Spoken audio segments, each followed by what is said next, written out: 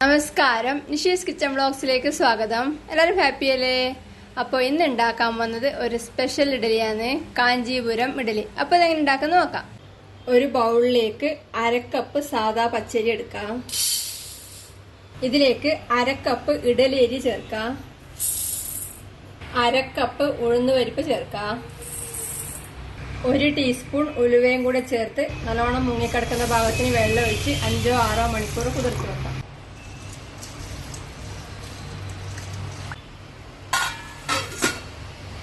ഇഡലിക്ക് കുതിർത്ത് വെച്ചത് 5 മണിക്കൂറിന് ശേഷം കഴുകി വെള്ളം ഊറ്റിയെടുത്തിട്ടുണ്ട്. ഇതിനി അരച്ചെടുക്കാൻ വേണ്ടി മിക്സിയുടെ ജാറിലേക്ക് ഇടാം. ഇതിലേക്ക് വളരെ കുറച്ച് വെള്ളം ഒഴിച്ച് നല്ല കട്ടിയുള്ള മാവായി അരച്ചെടുക്കാം. അതുപോലെ തന്നെ തരിതരിപ്പായി അരച്ചെടുത്താൽ മതി, അധികം അരയണ്ട. കാഞ്ചീപുരം ഇഡലിക്കുള്ള മാവ് നല്ല കട്ടിക്ക് തരിതരിപ്പായി അരച്ചെടുത്തിട്ടുണ്ട്. ഇതിനൊരു ബൗളിലേക്ക് മാറ്റാം. ഇത്ര കട്ടിക്കാണ് അരച്ചെടുത്തിട്ടുള്ളത്.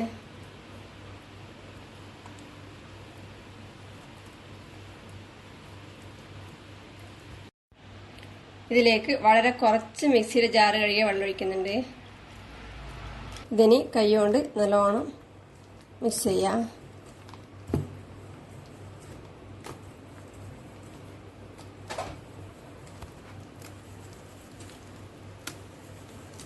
ഇതിനി അടച്ച് 7-8 മണിക്കൂർ പൊങ്ങി വരാൻ വേണ്ടി മാറ്റി വെക്കാം.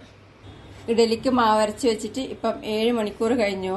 മാവ് നല്ലോണം പൊങ്ങി വന്നിട്ടുണ്ട്. ഇപ്പം നല്ല ചൂട് കാലാവസ്ഥയാണ്, അതുകൊണ്ട് 7 മണിക്കൂർ കഴിയുമ്പോൾ തന്നെ പൊങ്ങി വന്നു. ചൂട് കുറവാണെങ്കിൽ 8-9 മണിക്കൂറൊക്കെ വേണ്ടി വരും. ഇത് ഒന്ന് ഇളക്കി കൊടുക്കാം. ഇതാ കണ്ടോ, പൊങ്ങി വന്നണ്ട.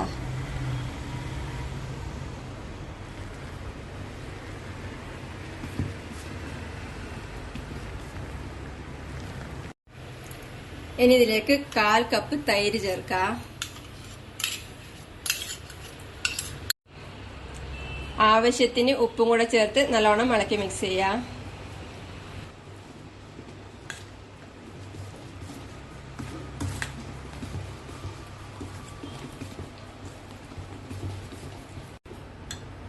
ഇനി ഇതിലേക്ക് കുറച്ച് ചേരുവകൾ താളിച്ച് ചേർക്കണം. അടുപ്പത്ത് ഒരു പാനിൽ 2 ടീസ്പൂൺ നെയ്യ് ഒഴിച്ച് ചൂടാക്കി കുറച്ച് അണ്ടിപ്പരിപ്പ് നുറുക്കിയതിട്ട് വറുത്തെടുക്കാം.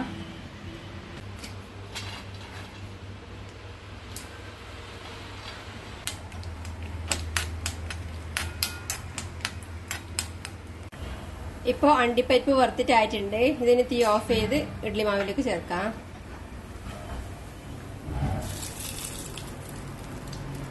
ഇതൊന്ന് ഇളക്കി കൊടുക്കാം.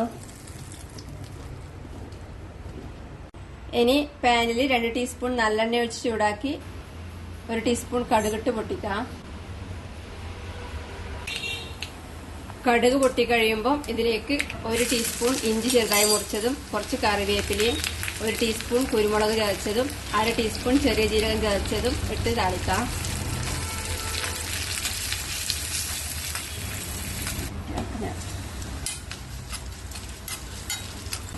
ഇനി ഇതിലേക്ക് 1/2 ടീസ്പൂൺ കായപ്പൊടിയും 1/2 ടീസ്പൂൺ ചുക്കുപൊടിയും ചേർത്ത് തീ ഓഫ് ചെയ്ത് മാവിലേക്ക് ചേർക്കാം.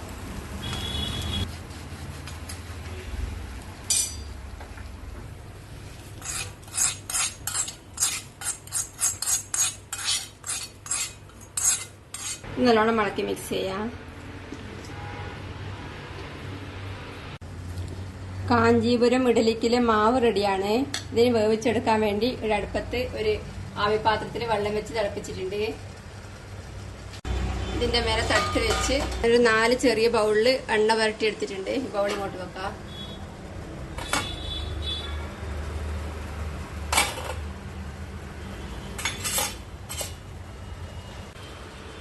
ഇനി റെഡിയാക്കി വെച്ച ഇഡലി മാവിൽ നിന്ന് തവി കൊണ്ട് കോരി ബൗളിൽ ഒഴിക്കാം.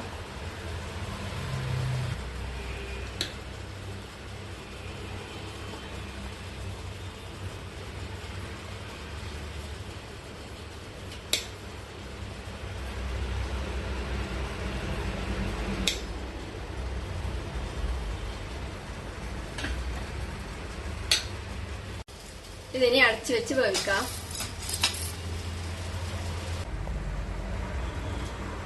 ഇപ്പൊ ഇഡലി വെന്തിട്ടുണ്ട്. ഇപ്പം ചെറിയ ബൗളായതുകൊണ്ട് ഏകദേശം ഒരു 8 മിനിറ്റ് ആകുമ്പോഴത്തേക്ക് തന്നെ വെന്തു. ഇനി തീ ഓഫ് ചെയ്ത് ഇത് പുറത്തേക്ക് എടുക്കാം. ഇഡലി വേഗം ചൂടാറി ഇളക്കിയെടുക്കാൻ എളുപ്പത്തിന് ഞാൻ ഒരു പ്ലേറ്റിൽ കുറച്ച് വെള്ളം എടുത്തിട്ടുണ്ട്, പച്ചവെള്ളം. ഇനി ഈ ഇഡലി എടുത്ത് ഈ ഉള്ള വെള്ളത്തിലേക്ക് താത്തി കൊടുക്കാം.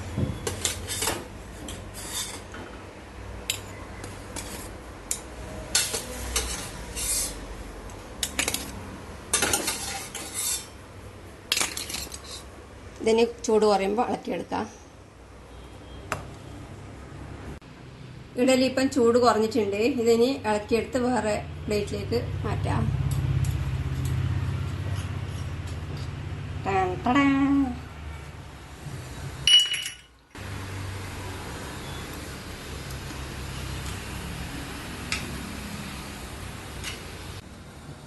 ബാക്കിയുള്ള മാവും കൂടെ ഇതേപോലെ ചുട്ടെടുക്കാം.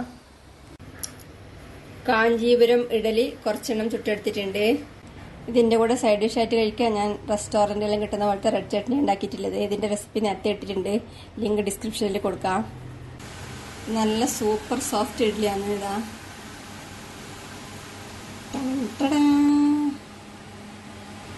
കണ്ടോ, നല്ല സോഫ്റ്റ്, നല്ല ടേസ്റ്റാണ്. ഈ ഇഡലി നല്ലൊരു വെറൈറ്റി ടേസ്റ്റാണ്. ഉണ്ടാക്കി കഴിക്കുക. അഭിപ്രായങ്ങളും നിർദ്ദേശങ്ങളും അറിയിക്കുക. സബ്സ്ക്രൈബ് ചെയ്യുക, സപ്പോർട്ട് ചെയ്യുക. Thank you.